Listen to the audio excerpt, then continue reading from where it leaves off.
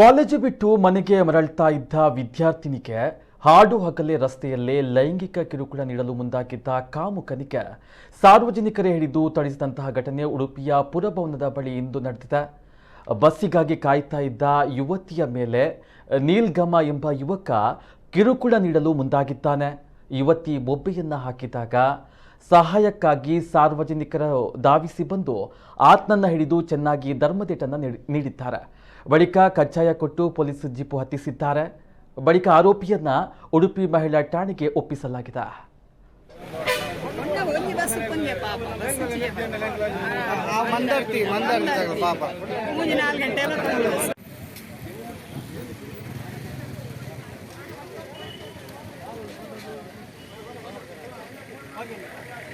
ಊರ ಬೆಂಡು ಕಾಣಬಿಡಲಿ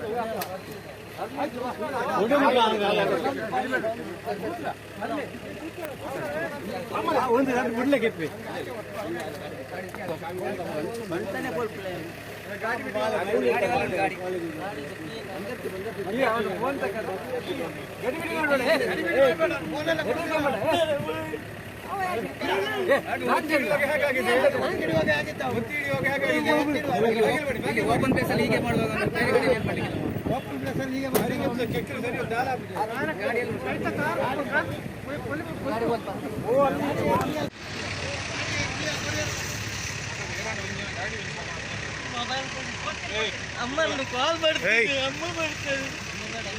ಕೂತ್ಕೊಂಡಿದ್ದು ನಾವೆಲ್ಲ ಎಲ್ಲಿ ವರ್ಕಿಂಗ್ ಇಲ್ಲಿ ಹುಡುಗಿ ಸ್ಕೂಲ್ ಬಿಟ್ಟು ಕೂತ್ಕೊಂಡಿದ್ದು 3 ಜನ, ಇಬ್ರು ಹೋದ್ರು.